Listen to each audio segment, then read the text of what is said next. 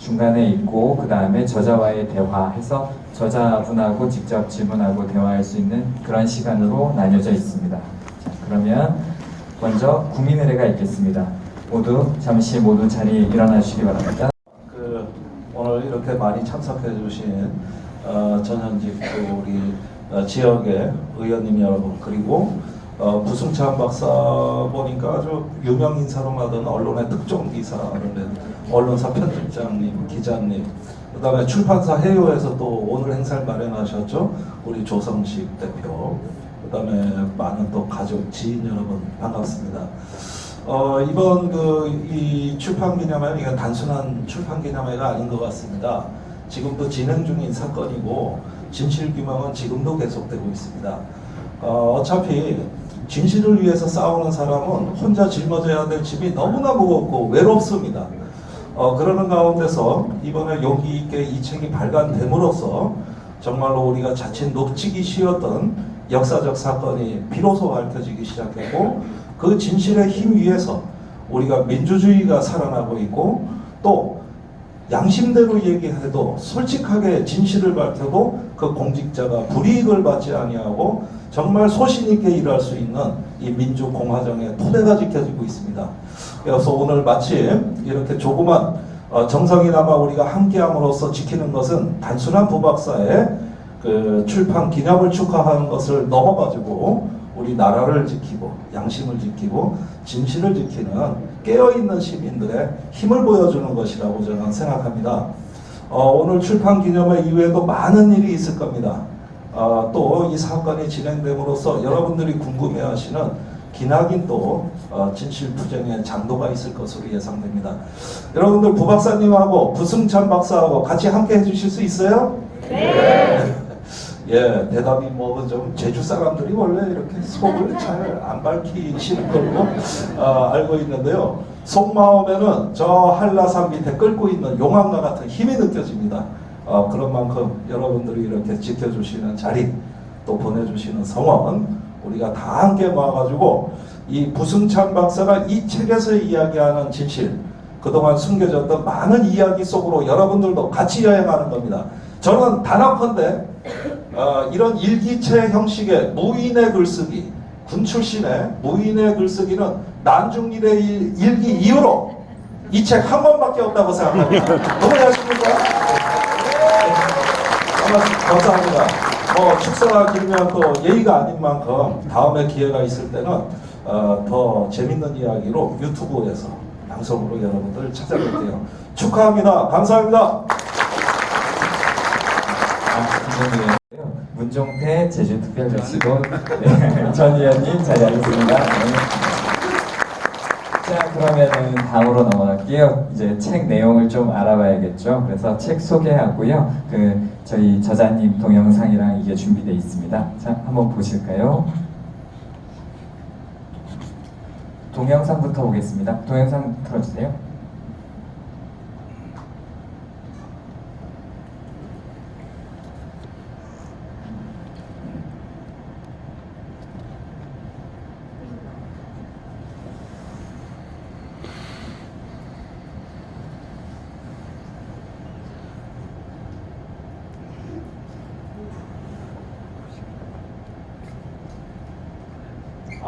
네, 준비하시는데 조금 긴장을 하신 것 같습니다. 네, 12월 15일 화요일 나오네요. 1일 브리핑 시작하겠습니다.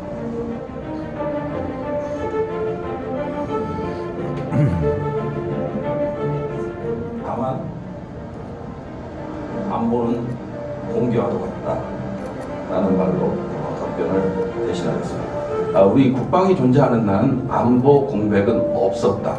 55만 군 장병과 국방부 직원들 모두 피와 땀을 가지고 대한민국 영토와 국민의 생명과 안전을 지키기 위해서 부단히 노력하고 있다는, 저 역시도 그 목적에 일조했다라는 데 자랑스럽게, 상당히 자랑스럽게 생각합니다.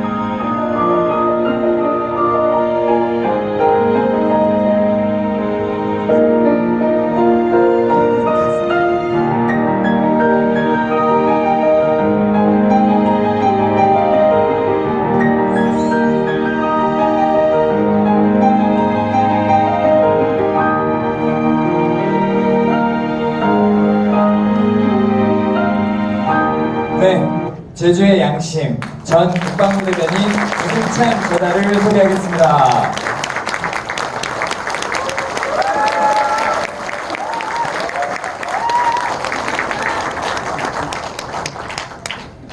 그리고 이제 패널 대화를 함께 하실 분들을 한 분 한 분 소개해 드리도록 하겠습니다. 저기 황의봉 전 동아일보 국장님, 제주는 오늘도 설렘, 나 여기서 살다 축제 저자님 기다려주시고요. 그다음 전수미 굿로이어스 공입제보센터 화해평화연대 이사장님 소개해드립니다. 그다음 고부건 법률사무소 부건 대표님 소개드립니다. 주시면 되겠습니다.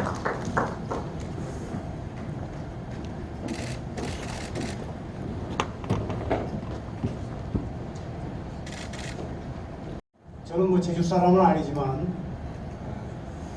한 5년 전에 제주로 이주해서 지금 뭐 한 반 제주 사람이 되어 있습니다. 그래서 아마 저한테 이 진행을 맡기신 것 같은데 주어진 시간 그리 길지 않아서요. 빨리 진행하도록 하겠습니다. 이 책 다들 보셨죠? 저도 사실 평생을 언론계에서 글을 쓰고 책을 만들고 신문을 만들고 지내왔었는데 딱 목차 쭉 보고 책 다 읽으면서 아 정말 좋은 책이다. 이 목차 작은 제목만 쭉 봐도 굉장히 흥미진진합니다. 아직 못 보신 분들 오늘 집에 가서 아마 하루 이틀 사이에 다 보실 겁니다. 아주 재미있고요. 또 유익하고 그래서 이 국방부 우리나라 국방부 돌아가는 게 어떻게 돌아가는지 아주 생생하게 저도 이번에 공부 많이 했습니다.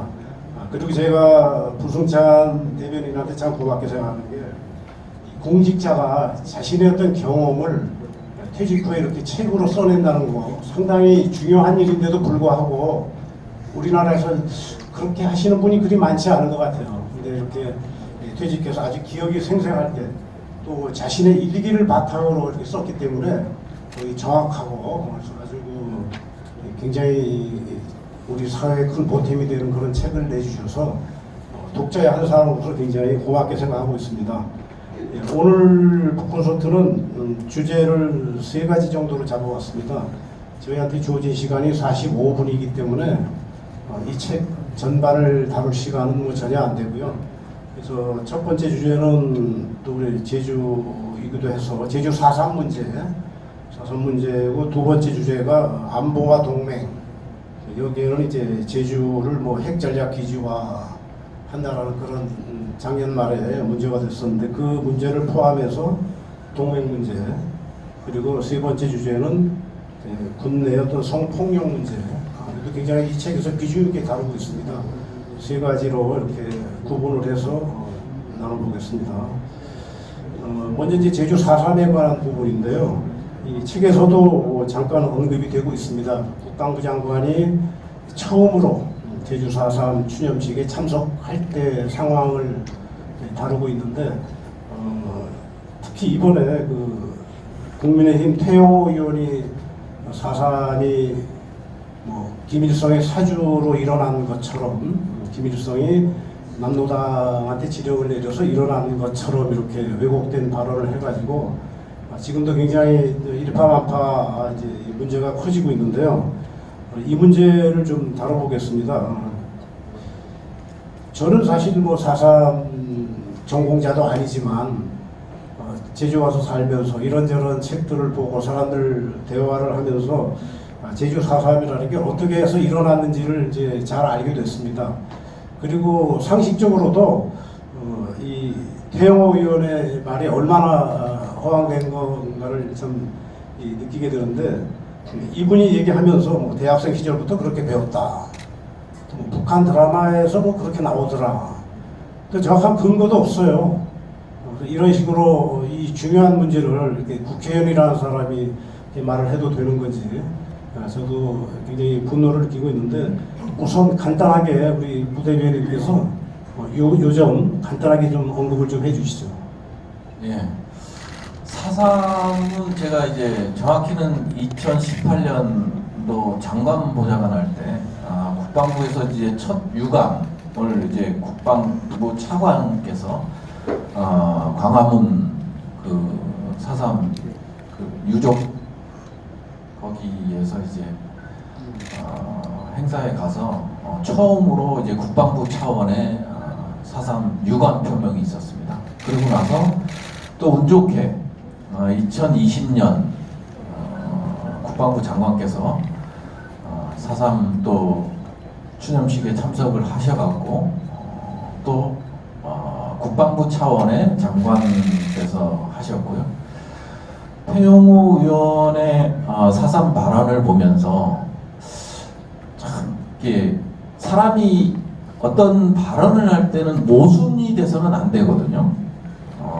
지금 북한의 어떤 기밀성, 수령의 얘기를 하면서 이거를 적극적으로 하시는 분이잖아요. 태용호 의원이.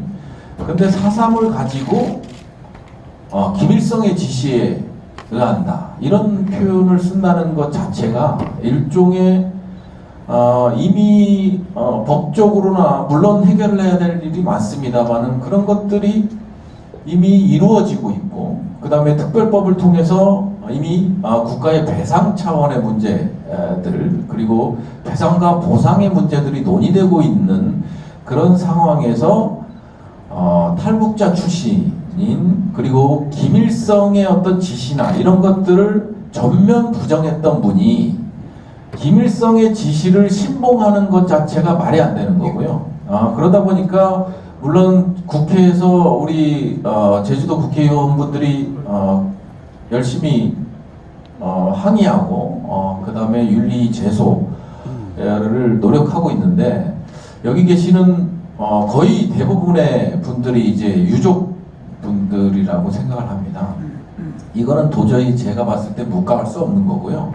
국가 차원에서 그렇게 국방부 차원에서 그렇게 힘들여서 유감 표명과 사과 표명을 하고 있는 이 시점에 과연 태용호 의원이 과연 대한민국 국적자인지 그리고 민의를 대변하는 국회의원인지 의심스럽습니다. 이 정도로 하겠습니다. 예. 그리고 이번에 그 태용호 의원 발언 이후에 여러 군데서 지금 나오고 있는 이야기 중에 법적으로 좀 규제해야 되는 거 아니냐 이런 거 제주 4.3에 대한 왜곡을 일삼는 발언이 더 이상 나와서는 안 되겠다. 뭔가 처벌할 수 있는 그런 법조항을 좀 개정해야겠다 해서 지금 4.3 특별법 개정 이야기가 나오고 있습니다. 저도 관심을 갖고 쭉 봤더니 광주 경우에 그러니까 5.18 특별법이 개정이 되면서 5.18을 고의적으로 왜곡하는 자에 대한 어떤 처벌 규정이 있는 걸로 그렇게 되어 있습니다. 근데 과연 4.3 경우도 5.18 특별법처럼 법률적으로 왜곡하는 사람에 대해서 처벌할 수 있을 건지 마침 오늘 변호사 두 분께서 나오셔서 이분 법률적으로 우리 고 변호사님, 전 변호사님 간단하게 한마디씩 좀 해주시죠.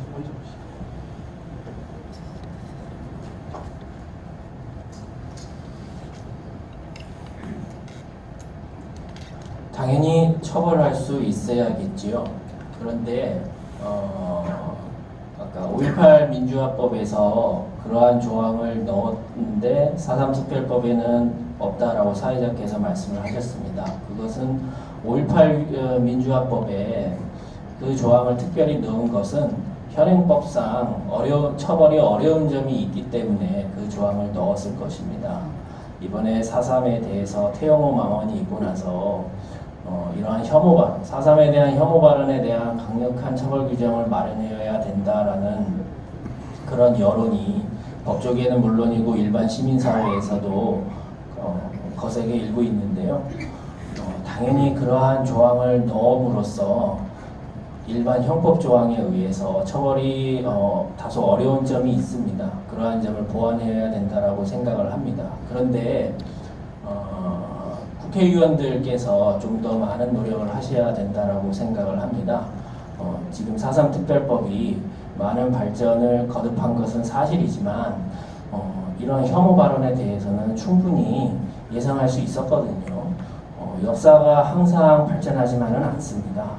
지금 우리나라 온 분야, 온 국토가 탄압에 의해서 시름을 겪고 있는데요.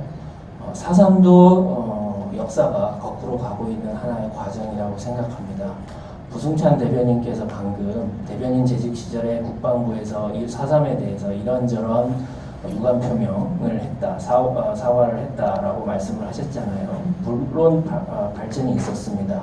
그러나 다시 역사는 반동의 시절로 돌아가서 태용호 망언이 반복되고 있습니다. 이번에 4.3 특별법을 반드시 개정을 해서 이러한 태용호 망언에 대해서 반드시 처벌할 수 있는 근거 조항이 마련이 되어야 된다고 생각을 하고요. 그 길에 우리 부승찬 대변인께서 앞장서실 거라고 기대하고 있는데 맞지요?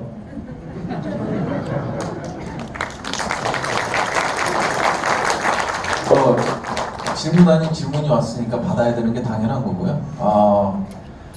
이제 서울에서 공직을 맡다 보니까 뭐 장관 보좌관부터 시작을 해서 뭐 국회 여기 김종대 의원, 제가 김종대 의원 보좌관도 했고 최재천 의원 보좌관도 했고 서울에 있으면서 제주인으로서 내가 할 도리가 뭘까라는 고민을 상당히 많이 합니다. 그래서 운 좋게 2018년도에 그 고민 속에서 국방부가 반대했던 거를 차관 수준에서라도 유감 표명하게 노력했었고요. 그게 이제 일종의 결실 아닌 결실로 나오게 돼서 뿌듯했고요. 그다음 마찬가지입니다. 대변인 할 때도 장관께서 참석하냐 안 하냐 상당한 논란이 있었습니다. 우리가 이제 국방부에서 시뮬레이션 회의도 돌려보고 문구도 조정해보고 이런 과정들이 있었거든요. 그럼에도 불구하고 제주인이라는 생각, 그리고 이제 4.3 유족들, 그리고 지금 영면하고 계시는 우리 그때 희생자분들을 생각해서는 반드시 가야 된다, 이 말씀을 드렸고요. 또 어느 자리에 가서든 결국은 우리의 한이고 제주인의 한이고 제주인의 과제라고 생각합니다. 특별법이 개정되고 그 다음에 배보상이 이루어지고 있고 여기서 멈춰서는 안 된다. 그렇기 때문에 태용호 같은 참 입에 담기도 힘들지만 그런 분들이 그런 막말을 쏟아내는 거거든요. 그리고 자기 주장을 여전히 에 대해서 사과할 마음도 없고 이런 상황이거든요. 그래서 결국은 제주에서 태어나고 제 주변이 다 이제 유족분들이고 그 사건을 겪었던 분들이기 때문에 어느 한 사람 한 사람의 힘이 그리고 관심이 제주를 바꾸고요. 그 다음에 대한민국을 바꾸는 것 같습니다. 그런 관점에서 저도 많이 노력하겠습니다. 예. 전수희 변호사님, 그 4.3 특별법 한 말씀 해주시죠. 우선 태용호 검사에 대해서 얘기를 안 할 수가 없는데 저는 약간 좀 특이한 경험을 가지고 있는 게 진보에 있지만 탈북민, 탈북 여성, 성범죄 피해 여성을 도와주는 인권 변호사이거든요. 북한 인권 단체에서 일을 하면서 저한테 그러는 거예요. 5.18은 북한의 빨갱이들이 북한의 군이 투입해서 이렇게 일어난 사건이다, 사태다. 너무 궁금한 개인적으로 해서 선생님 그 말씀 북한에서 교육받은 거예요? 어디서 들으셨어요? 그랬더니 국정원에서 그렇게 알려주셨는데요. 그러니까 북한은 탈북해서 3가지 프로세스예요. 국정원, 하나원, 하나재단인데 국정원에서 한국의 역사나 그런 거를 가르쳐줄 때 5.18은 빨갱이들 책동이다 이렇게 가르쳤다는 거예요. 굉장히 충격이었습니다. 그런 식으로 아마 태용호 공사도 그렇게 잘못 주입된 역사 인식에서 이러한 망언을 한 게 아닌가라고 저는 생각을 했고, 그러기 때문에 지금 특히 지금 전국을 보시면 최고위원으로 나가려고 하잖아요. 종국 좌파, 낙인 찍기, 서로 한마디로 국민보다 이념으로 지금 치닫고 있는 상황이잖아요. 그래서 태화공사도 본인의 개인적인 이익을 위해서 감히 4.3을 이용한 게 아닌가라는 저는 굉장히 들끓는 분노를 느낄 수가 있었고, 그러기 때문에 아마 여기 계신 부승찬 대변인님께서 그런 것들에 대한 역할을 충분히 해주실 거라 저는 믿고 싶어요. 근데 그 첫 번째 역할이 바로 책에 나와 있지만 국방장관께서 4.3 추모에 처음 참석을 하셨던 것, 거기에 대해서 유감의 말씀하셨던 게 굉장히 저는 의미가 매우 깊었다. 이거는 부승찬 대변인께서 계실 때 있었던 일이거든요.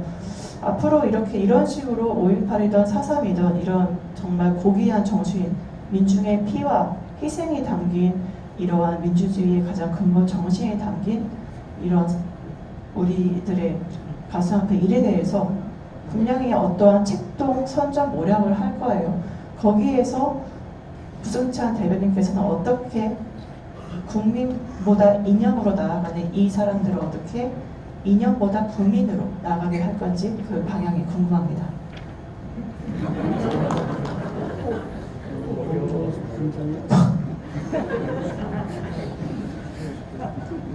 참 그 과거에 뭐 여기 경험하신 분들도 있고 안 하신 분들도 있지 않습니까? 우리가 이제 6시 반 되면 애국가가 나오고 그 애국가가 나오는 방향을 향해서 이제 가슴에 손을 얹고 이런 시절이 있었잖아요.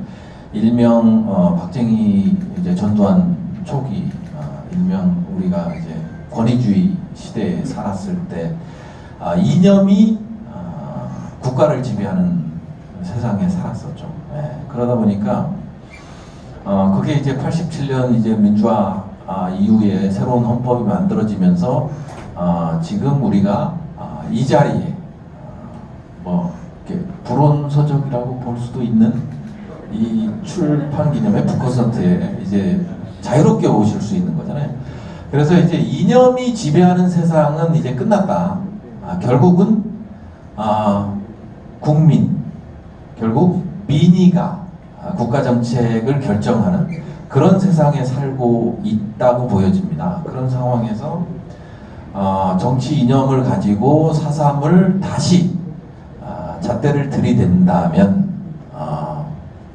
제주는 다시금 불행해질 거고요. 그 다음에 이제 대한민국은 또다시 불행해질 수밖에 없는 그런 역사의 반복이 일어나지 않을까 싶습니다. 그래서 여기 계신 모든 분들 포함해서 이념이 지배하는 국가가 아닌 국민이 지배하는 국가, 헌법에도 명시됐지만 국민이 지배하는 국가로 가고 있기 때문에 이 점에 대해서는 걱정 안 하셔도 될 것 같다는 말씀드립니다. 예.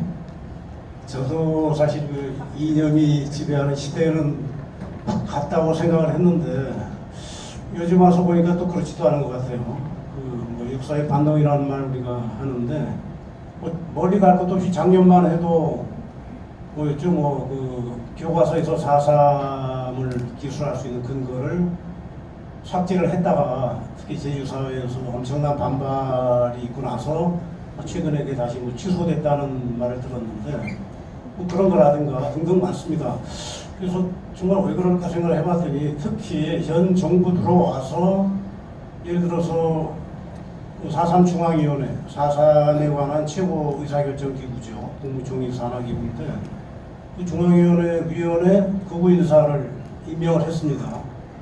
그리고 또 비슷한 시기에 그 진실화해위원회라는 기구에 오늘 우리가 얘기하고 있는 이 남로당 사주서를 주장했던 사람을 진실화해위원회 위원장에 임명을 했어요. 이렇게 돼가지고 어떻게 이 진실화해가 가능해질지 참 걱정이 되고 이게 그냥 우리가 이념의 시대는 이제 갔으니까라고 안심하기에는 상황들이 녹록지 않은 것 같습니다. 그래서 특히 우리 제주도민들 정신 바짝 차리고 특히 현 정부에서 어떤 일이 일어나는지 지켜봐야 되고 또 필요하면 거기에 대해서 우리가 따끔한 그런 제주사들의 목소리를 내야 되지 않을까 그렇게 생각합니다. 자, 4.3 문제 마지막 뭐 하실 거 있으면 더. 네. 변호사로서 말씀 안 드리면 4.3 문제 태호 지금 의원의 그 말은 현행법으로 하면 사자 명예훼손에 해당이 됩니다. 이제 처벌이 충분히 가능하고요. 다만 이제 5.18 특별법처럼 좀 더 이제 폭넓게 좀 하기 위해서 사실 4.3 특별법도 좀 개정을 같이 발맞춰서 할 필요가 있는데 현행 법상 우선 사자 명예훼손에 해당되고 충분히 처벌 가능하다는 말씀 드리고 싶습니다. 자, 이제 두 번째 주제로 넘어가야 될 것 같습니다. 두 번째 주제가 이제 안보와 동맹 그리고 이제 핵전략 기지화 문제인데요. 제가 이 책 보면서 특히 재미있었던 부분이 한미 국방장관 회담에 이제 참석을 하셨어요. 우리 부승찬 대변인께서 참석하셔서 여러 가지 그때 오고 간 이야기들을 아주 생생하게 이렇게 밝혀주셨는데 그걸 쭉 보면서 특히 거기서 이제 전시 작전권 문제가 많이 논의가 된 것 같은데 사실 이 얘기가 얼마나 됐을까요? 거의 한 20년 되지 않나요? 처음 이 얘기가 거론된 게? 예, 그렇죠. 노무현 정부 시절에 이제 예. 전자권 전환 계획이 수립이 되고 그 시기까지 명시됐었는데요. 예, 그래서 한 20년. 몇 차례 계속 이제 미뤄져 왔죠. 미뤄져 와가지고 이제 최근까지도 그런 상태인데 그 한미 국방장관 회담 참석한 이야기를 쭉 이렇게 읽으면서 물론 뭐 미국의 어떤 압도적인 그런 힘이 있기 때문에 완전히 평등한 그런 한미 관계가 되기는 어렵다는 것은 우리가 상식적으로 이해할 수 있지만 생각보다 더 어떤 미국의 일방적인 그런 그 방침에 따라서 모든 게 좌우되는 게 아닌가. 그 중에 대표적인 사례가 이 정의 작전권 문제가 아닌가 싶었는데 그때 현장에서 지켜본 입장에서 어떻게 보시는지. 대한민국 국방부의 대변인이었다는 게 쑥스럽다라는 생각을 많이 들었고요. 자괴감이 많이 들었었죠. 그러니까 이제 저 같은 경우는 이제 군복을 14년간을 입었었습니다. 14년간을 입었고 대한민국 국방이 어떻게 발전해 왔나를 몸소 체험을 좀 했고요. 그 다음에 이제 운 좋게 또 국회에서 국방이 보좌관을 하면서 또 경험하게 되고 장관 보좌관 하면서 경험하게 되고 대변인 하면서 경험하게 됐는데 노무현 정부 때까지만 하더라도 미군이 대한민국의 한국군의 능력을 인정해 줬었거든요. 근데 그로부터 이제 20년이 지난 이후에 그 미군의 판단은 한국군은 능력이 되지 않는다 였던 거죠. 그걸 들으면서 상당히 자괴감을 많이 느꼈다고 해야 될까요? 예, 그렇습니다. 그래서 결국은 핵 문제와 연결되는 거거든요. 핵 문제와 연결되는 거고 그러다 보니까 참 안타깝다는 생각을 많이 하게 됐습니다. 예. 네, 지금 동맹 주제와 관련해서 이제 그동안에 주로 이제 한미 동맹 이야기가 많이 거론돼 왔었는데 최근에 와서 이제 한미일 동맹이 많이 이제 거론이 되고 있습니다. 이제 일본이 끼어든 거죠. 그래서 굉장히 좀 이게 어떻게 되는 거지? 굉장히 좀 이렇게 좀 의아하기도 하고 그 배경이 뭔지 굉장히 궁금하기도 한데 우리 언론이나 이런 데서 제대로 지적을 안 하고 있는데 이 일본까지 포함한 한미일 동맹이라는 것이 자칫 우리가 어떤 일본의 어떤 그 하위 파트너로서 이렇게 전락하는 게 아니냐 이런 그 우려도 많이 나오고 있어요 일각에서. 그래서 이 한미일 동맹, 특히 일본 문제, 일본이 껴있는 문제, 이거 어떻게 보시는지 굉장히 궁금합니다.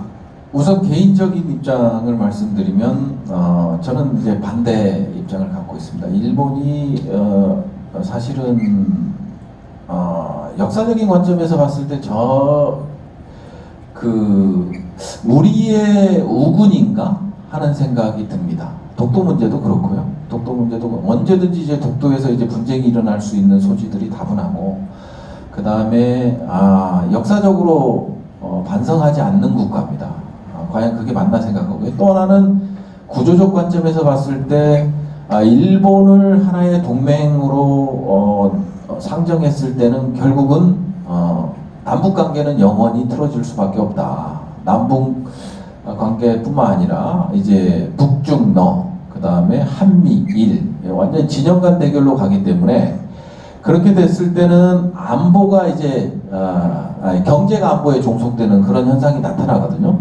그래서 우리가 안보에 치중하다 보면 여기 계신 분들의 희생이 뒤따를 것으로밖에 보이지 않습니다. 그래서 결국은 국민들의 생존, 먹고 사는 문제를 안보를 위해서 희생해야 되는, 즉 말하자면 일종의 과거로 회귀하는 그런 현상이 나타나지 않을까, 그런 우려가 있습니다. 예.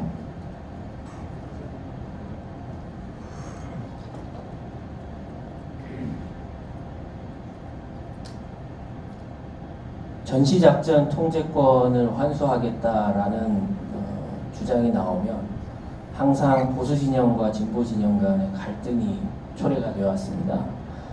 부승찬 대변인의 이 책을 읽으면서 제가 부승찬 대변인의 땀과 노력을 가장 많이 느꼈던 장면들이 어떤 장면이었냐면은 언론과의 소통이었습니다.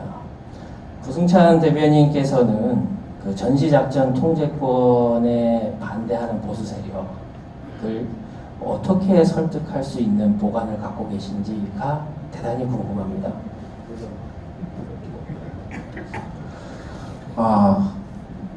참 소통을 언론 2부가 이제 언론과의 전쟁이라는 표현을 썼는데 언론과의 전쟁이라기보다는 소통과 대립이었습니다. 그러니까 여전히 제가 보기에는 제가 판단하기에는 저 대변인 1년 5개월 동안 보는 게 뭐냐면 가장 답답했던 게요.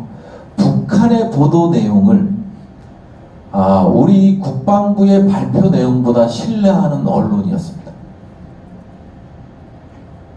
좀 어려운가요? 즉 말하자면 북한이 노동신문이나 조선중앙통신 TV를 통해서 발표를 하잖아요.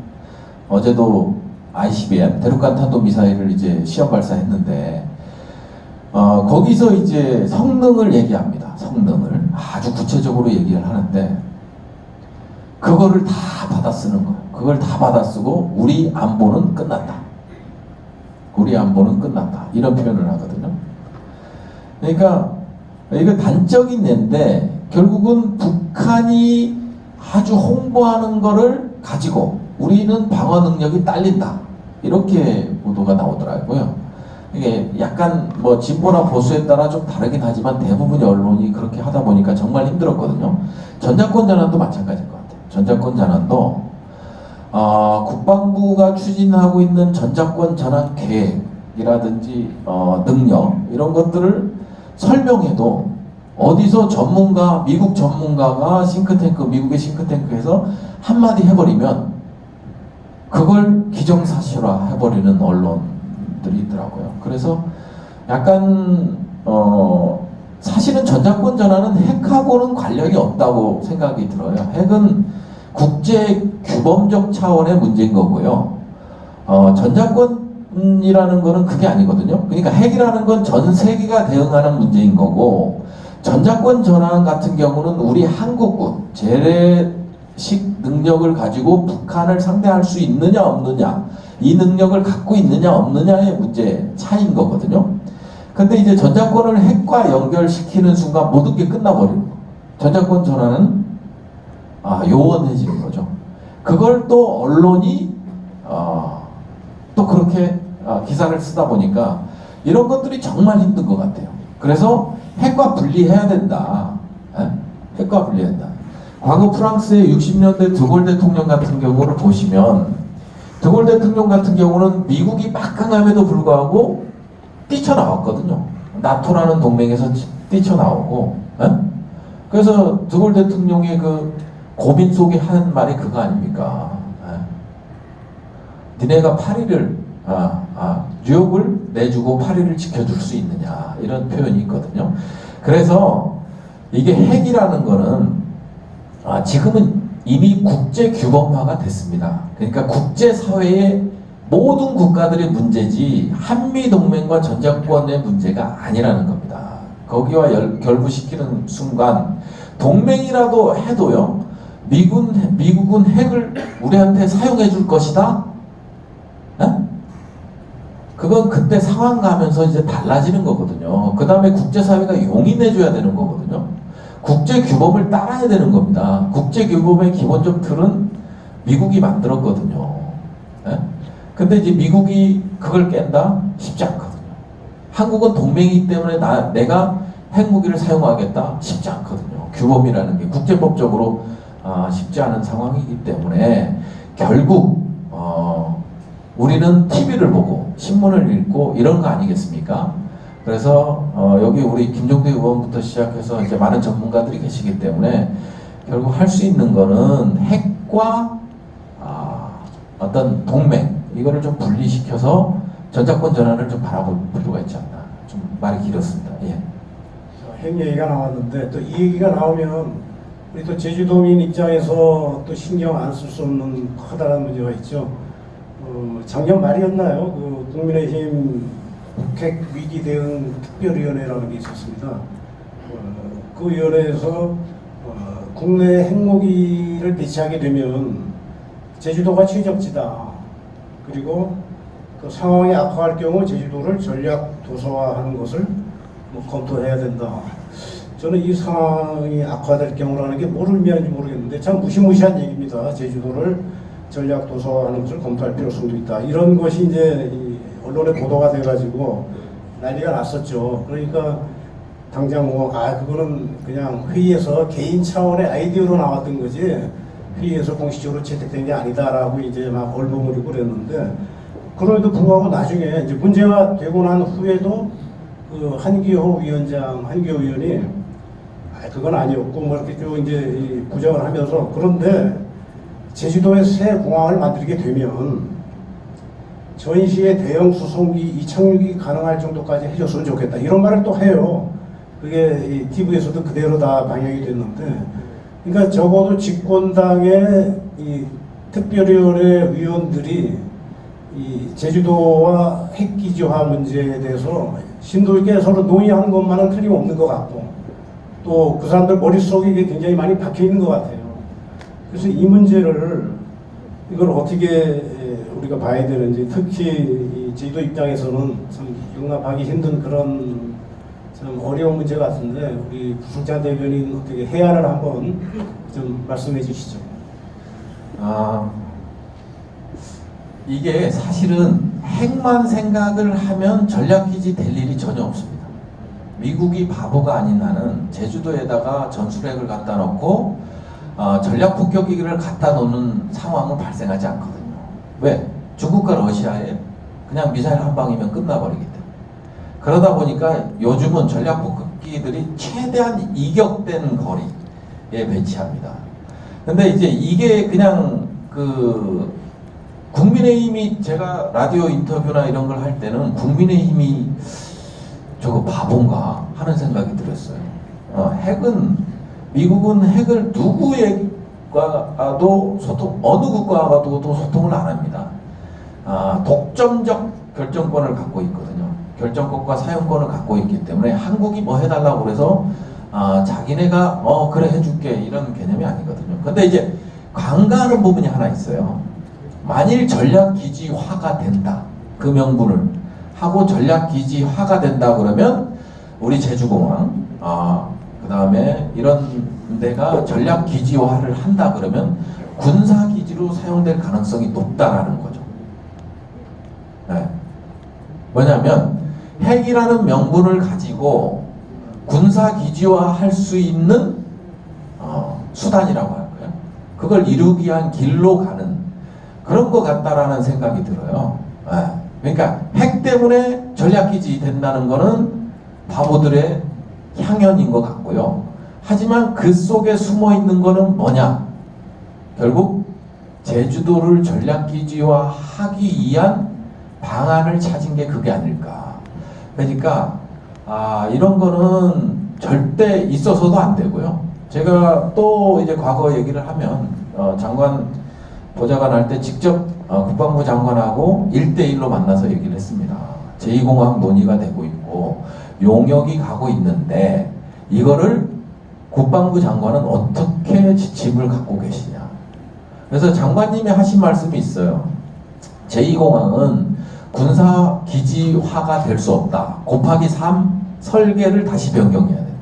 정경도 장관이 그 말씀을 하셨거든요. 저한테 설계를 다시 변경해야 된다. 왜냐하면 활주로, 탄약고, 경락고, 유루고 이런 것들을 군사적 용도로 사용되는 것들을 사용하려면 곱하기 지금 현재 설계에 곱하기 3을 해야 된다. 그렇기 때문에 군사기지화 할 수가 없다.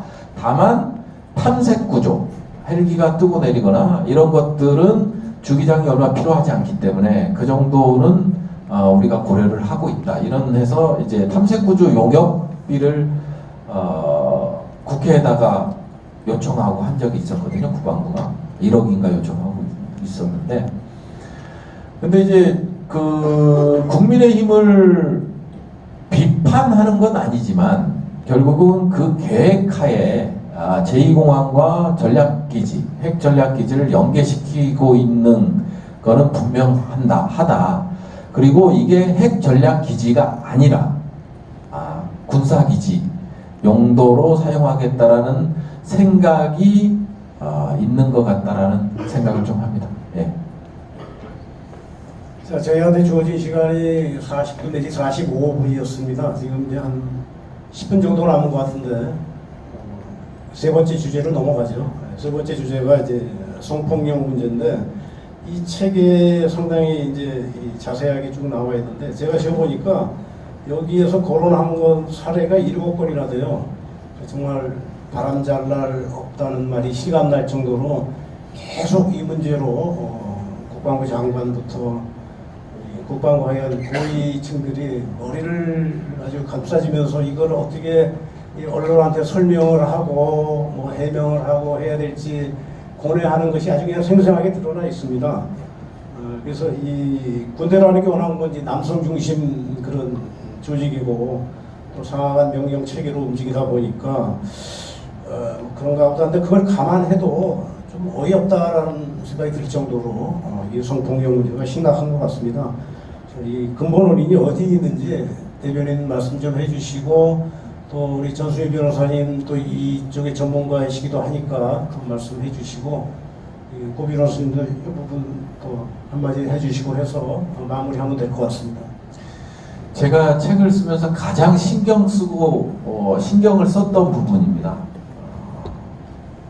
물론 저 대통령실 이전과 관련된 기록들도 있어서 남겼습니다만은 성폭력 군에서 이제 성폭력이 근절되지 못하고 계속해서 발생했거든요. 제가 있는 동안 공군, 해군, 그 다음에 이제 장교 이렇게 여성들이 상당히 성추행과 성폭력에 상당히 휘둘려 왔었습니다. 그리고 이 희생자들에 대한 제가 이제 예우 차원에서 상당히 신경을 쓰고 기록으로 남긴 겁니다. 상당히 신경을 쓰고 기록으로 남겼습니다. 지금 고인이 되신 이해람 중사, 그 다음에 이제 해군의 신중사님 계시지만 그분들을 생각하면서 내가 할 수 있는 최선의 노력을 하자. 이거를 국민들한테 내보이자라는 마음을 가지고 이거를 좀 썼다고 보여지고요.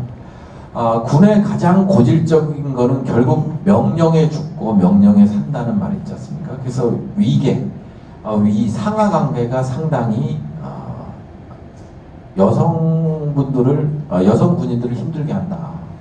여전히 그 사람들의 인권이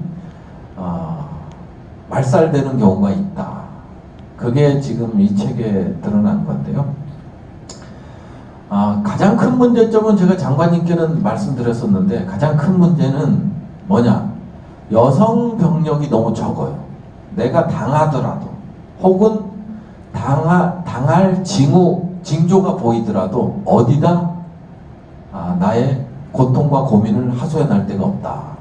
그래서 장관께 말씀드렸던 건데 우리가 획기적으로 군 전투병과가 아닌 비전투병과를 중심으로 해서 30%까지 늘립시다. 장관님께. 우리가 이거를 성폭력 문제를 다루면서 제가 장관님께 그 얘기를 했어요. 내 주변에 내가 힘들 때 기댈 수 있는 사람이 없거든요. 그게 가장 저는 큰 원초적 문제라고 봤습니다. 예. 그럼 받으실 겁니까? 저한테 물어보고 싶은 거 있으십니까? 너무 길어지면 그런 것 같고 우선 제가 이 책을 쓰게 된 것에 대해서 간단하게만 먼저 말씀드리겠습니다. 사실은 글쓰기를 싫어합니다. 그리고 국방이라는 좀 특수한 분야다 보니까 좀 그런 게 있었습니다. 그래서 이게 과연 또 일기 형식이고. 근데 그런 생각은 많이 했습니다. 5년 후에 나는 이걸 기록으로 남기고 싶다. 그래서 일기를 쓰더라도 사실에 입각해서 쓰자. 허구나 다른 왜곡은 빼자. 그리고 감정은 솔직하자. 그러니까 일기라는 게 독자가 본인 아닙니까? 일기의 독자는 어떤 대중을 대상으로 하는 게 아니고 저를 대상으로 하는 거였습니다. 그러다 보니까 일기의 구성이 팩트가 있으면 그 다음에 저의 감정이 있습니다. 만일 이 저의 감정이 노출된다면 아마 대한민국에서 살기 힘들지 않았을까. 욕도 많고요. 그다음에 막 그 사회와 국방 뭐 이거와 한번 붙어보시고 막 이런 것들이 많거든요. 근데 책에는 그런 내용들을 다 빼고 그 다음에 어떤 현상들 거기다가 조금이라도 내 감정을 내비쳐야겠다 하는 부분만 상당히 정제돼서 책을 냈다 보시면 될 거고요. 일기 형식입니다. 그러다 보니까 읽기가 좀 쉽고요. 어떤 분이 이제 SNS로 연락이 와서 오늘 로또 사셔야죠. 이런 처음에는 못 알아먹었어요. 그게 뭔지. 근데 책에 대출 인생과 로또라는 그 소제목이 있더라고요. 그거는 이제 편집 과정에서 빼려고 그랬는데 편집자가 넣어야 된다. 넣어야 된다. 막 강력하게 요구했어. 그런 에피소드도 있습니다. 예. 여기까지만 듣겠습니다. 질문하실 분 손 들어주십시오. 네. 저기 가장 용기 있는 첫 번째 타자. 안녕하십니까. 저는 부승찬 대변인의 사실 저 사촌 동생입니다. 네. 지금은 이도이동 을지역을 지역 의원이고요. 사실 제가 청와대에 있을 때 부승찬 대변인이 이 진로에 대해서 많이 상담을 했거든요. 그래서 그때 당시에 청와대에 올지 그리고 국방부 대변인으로 갈지에 대해서 많이 고민을 했는데 저는 당연히 청와대로 와야 된다라고 말을 했습니다. 왜냐면은 당시까지만 하더라도 국방부 대변인이라는 자리는 크게 주목을 받을 수 있는 자리가 아니었고 국방부 보좌관을 이미 경험을 했기 때문에 그래서 청와대에 와서 더 경험을 쌓고 이력을 쌓는 게 더 좋지 않냐라고 계속 강하게 주장을 했고 당시 청와대뿐만이 아니라 국방부에서도 서로 부승찬 대변인을 데려가기 위해서 많이 경쟁 그리고 노력을 많이 했거든요. 그래서 끝내 국방부 대변인으로 가서 이렇게 멋지게 이 국방부 대변인이라는 자리를 빛내고 또 본인이 이렇게 떠버릴지 지금 이 자리를 빌어서 저희 사촌 형한테 죄송하다는 말을 드리고 싶습니다. 예, 제가 드리고 싶은 질문은 일단은 이 지금 책이 천공 의혹으로 정말 전국적인 이슈가 됐는데 혹시 그 이후에 이 천공과 관련된 좀 재밌는 이야기가 혹시 더 있는지를 여쭤보고 싶고 그다음 두 번째로는 지금 국방부에서는 좀 말도 안 되는 국방부 장관이 변명을 하고 있거든요. CCTV가 30일이 되면 삭제돼 버린다. 예, 그래서 본인의 의사가 아니면 밝힐 수 없다라고 하는데 부승찬 대변인은 스스로 안보는 공기와 같다라고 했는데 제가 요즘 느끼는 거는 CCTV 기록 역시 공기처럼 사라져 버리더라고요. 그래서 이거에 대해서 한번 좀 정말 진실 맞는지 이거에 대해서 한번 이야기를 해주시고 그 다음에 이 청와대 대통령실에서는 또 국방부 부승찬 대변인을 이 사건에 대해서 기자와 그 다음에 부승찬 대변인을 고발을 했는데 제가 알기로는 이거에 대해서 부승찬 대변인이 인터뷰를 한 걸로 알고 있습니다. 그거 외에도 아니면 또 그 안에서 또 추가로 강조해 주고 싶은 게 있는지 이 세 가지를 좀 여쭤보고 싶습니다. 네. 사실 우리 제주 도의원 이제 한동수 도의원은 제 그 외삼촌의 둘째 아들입니다. 제가 외삼촌의 둘째 아들이라 제 진로에 대해서 많은 그 조언을 해줬죠. 조언을 해줬고요. 어찌어찌 하다 보니까 운이 좋아서 청와대에서 이제 오퍼를 받고 받은 과정 속에서 다시 국방부 장관이 이쪽으로 한번 지원해보는 게 어떻겠냐 대변인으로 해서 이제 갑자기 진로가 청와대에서 대변인실로 바뀌게 됐다는 말씀드리고요.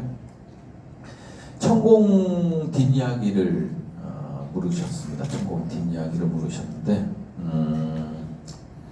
저는 아직도 저의 기록이 맞다고 생각을 합니다. 그리고 저한테 그 얘기를 해주신 분들을 원망하거나 그러지도 않습니다. 그 다음에 천공과 관련돼서는 일기에도 상당히 충격적이라는 표현을 썼습니다. 충격적인 표현을 썼고요. 그래서 기록으로 남겼던 거기 때문에 대통령실 이전 제 책이 이제 두 개의 프레임으로 되어 있는데 하나는 문재인 정부의 국방에 대한 내용이 담겼고요. 또 하나는 대통령실 이전과 관련된 내용이 담겼는데 거기에 핵심은 천공이었기 때문에 부제 자체가 소제목 자체가 천공 의혹으로 뽑은 겁니다. 그래서 천공이 다녀갔다. 그러면 여러분들도 이제 여기 남자분들도 계시지만 군대를 다녀오셨잖아요. 네? 사실 총장께 들은 공적인 영역에서 총장께 들은 얘기를 그 밑에 사람한테 확인하는 것도 불충입니다. 대통령이 얘기를 했는데 그 밑에에다 확인하는 것도 마찬가지거든요. 이제 보고책이라는 게 그런 거기 때문에 그럼에도 불구하고 저는 이제 크로스 체크를 해서 사실관계를 확인했다라는 말씀을 드리고요. 그 다음에 어젠가 그제 이제 국방부에서 국방부 장관이 CCTV 기록이 삭제됐다 이런 얘기를 하더라고요. 공공기록물 관리 규정에 보면 CCTV는 30일간 보관하게끔 되어 있습니다. 30일간 보관하게끔 되어 있는데 근데 국방부나 이런 데 좀 다르죠. 왜냐하면 경비, 경계 폐쇄 그 다음에 이거를 가지고 또 필요한 분야가 있기 때문에 일정 부분 기록물들을 보관하는 걸로 알고 있습니다. 근데 이제 공공기록물인가요? 여기 규정에 따라서 30일만 보관한다고 장관께서 얘기하셨기 때문에 그 CCTV 기록이 남아 있는지는 저희도 이제 알 길이 없다라는 말씀을 드리고 추가적으로 많은 분들이 알고 있기 때문에 그걸 추가적인 이제 결국은 목격자들이나 제보가 들어올 수밖에 없다 이런 생각이 듭니다. 그 다음에 대통령실로부터 형사 고발을 당했습니다. 여기 우리 당하신 전 의원님도 계신데 사실은 당할 거라는 생각을 많이 못했어요. 우리 김종대 의원님께서는 어찌됐든 최초 증언자이기 때문에 민감하게 반응했을 거고 이미 대통령실도 매를 한 번 맞았기 때문에 학습 효과도 있을 거고 그 다음에 저 입장에서도 기록을 책으로 남긴 거기 때문에 이게 형사고발까지 가겠나 하는 생각이 들었는데 지금 서울경찰청 사이버범죄수사대에 고발이 돼 있고요. 아직 뭐 조사 받으러 오라는 얘기 못 들었습니다. 그래서 이제 조만간 조사 얘기가 있을 것 같고요. 그 외적으로도 상당히 조금 시달리는 게 좀 있는데 견딜만 합니다. 견딜만 하고요. 그리고 뭐 이런 자리다 보니까 이렇게 여기서도 마찬가지로 관심을 가져주시잖아요. 그리고 응원해 주시잖아요. 그게 큰 힘이 된다. 그래서 형사고발도 당당히 맞서겠다 이런 말씀을 드리겠습니다. 네. 감사합니다. 네. 제가 하나 조금 더 설명을 드리겠습니다. 제가 예전에 청와대에 있을 때에 제가 대통령이 기념품을 담당을 했었는데 그 내부에 다 CCTV가 있습니다. 참고로 그때 당시 시계가 몇 개 없어져가지고 제가 CCTV를 한번 확인한 적이 있었는데 당시 제가 봤을 때는 1년 전까지도 그 기록이 있었습니다. 예, 근데 국방부는 모르죠. 어떻게 되는지 모르겠지만. 그래서 제가 청와대에 있을 때는 1년 전 기록도 분명 있었다라고 여러분께 말씀드리고 싶습니다. 예, 이상입니다. 자, 사촌 동생의 지원 사격을 잘 들으셨죠? 네. 네. 아이고 되게 중요한 내용이니까요. 그다음 질문하실 분 손 한번 들어봐 주십시오. 아니 책을 들어봐 주십시오. 책을 질문하실 분. 아니 우리 용감하신 분들이 왜 이렇게 네. 질문하실 분 없으시면 없나요? 아 예. 네. 안녕하세요. 서희방송의 장수. 네. 북한과 이스라엘의 공통점. 제가 이제 박사학위 논문이 북한은 왜 핵을 만들까? 이스라엘은 왜 핵을 만들었을까?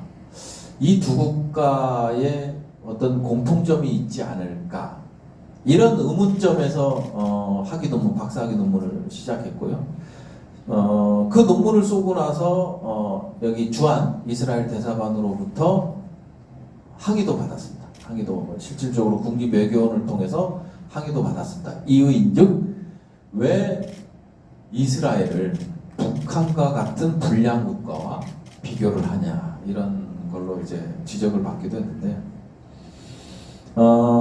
제가 이제 기본적으로 이스라엘과 북한의 공통점을 본 거예요. 본 거는 뭐냐면 군을 내세운다는 겁니다.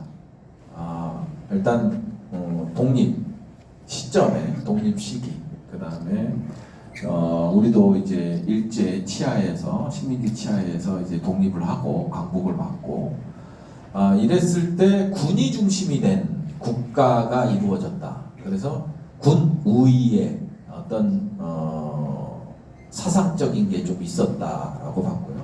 그 다음에 이스라엘이나 북한이 공통점이 또 하나는 뭐냐면 누구한테 의존을 안 해요. 외부에 의존을 안 해요. 외부에. 남은 다른 국가는 믿을 수 없다. 이스라엘 같은 경우는 독립전쟁 당시에 상당히 취약했음에도 불구하고 아랍 5개국이랑 전쟁을 하면서 상당히 취약했음에도 불구하고 영국한테 배신 아닌 배신을 당하거든요. 그리고 도와준 국가가 소비에트 연방입니다. 소비에트 연방.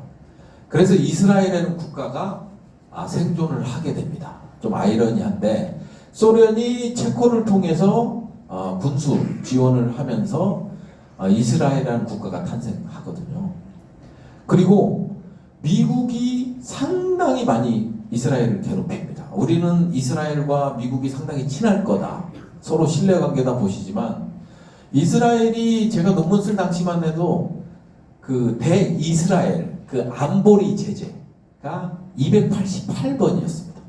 그래서 우리 지도교수신 문정인 교수님께서 뭐라고 그랬냐면 야 총의 결의를 갖고 와서 나한테 안보리 결의라고 하면 어떡하냐 그랬는데 실제 미국이 주도해서 안보리 제재가 280여 회 이루어졌었거든요.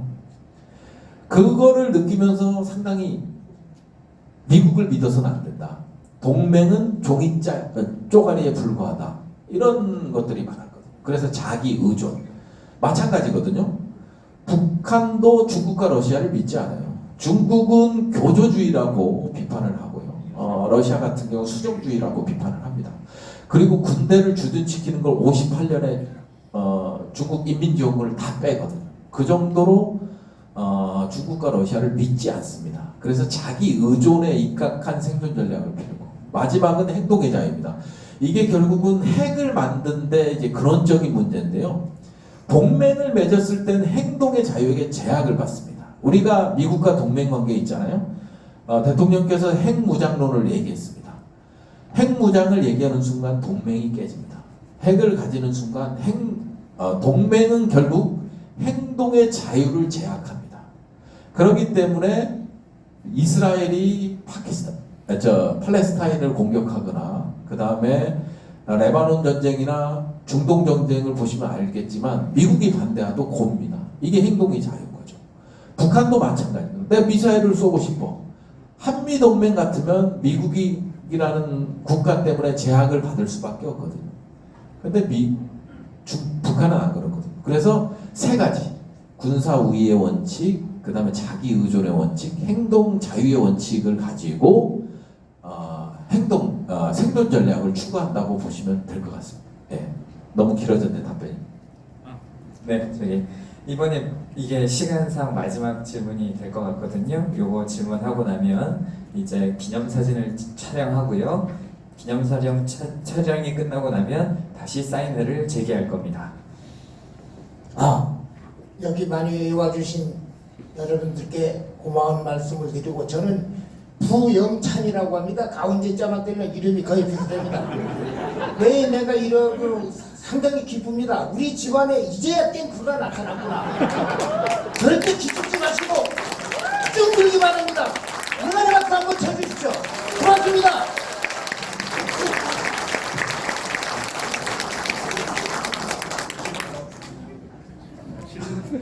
이제 질문이 없으시면 마무리 멘트 하겠습니다.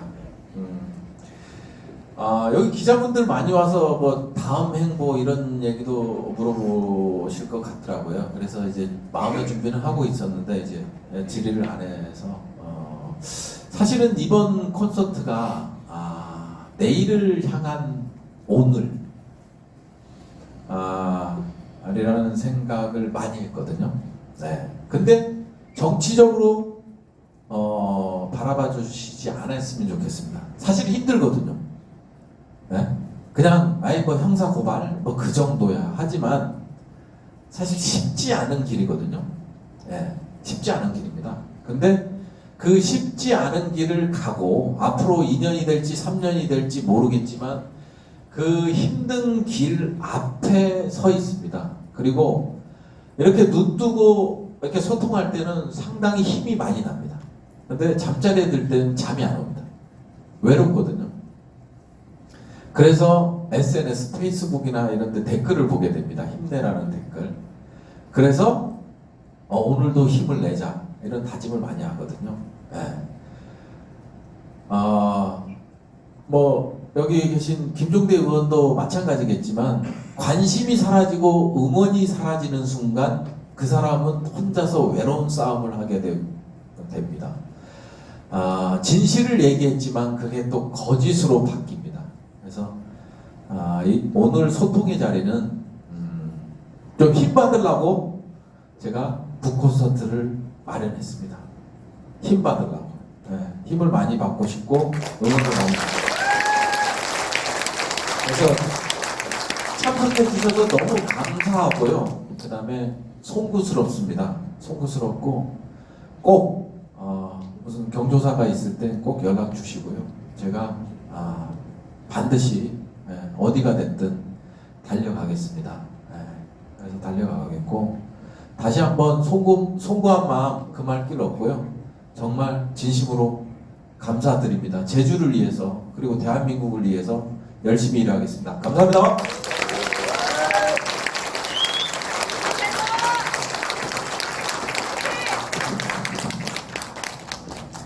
감사합니다. 그다음 기념 촬영 하셔야 되니까요.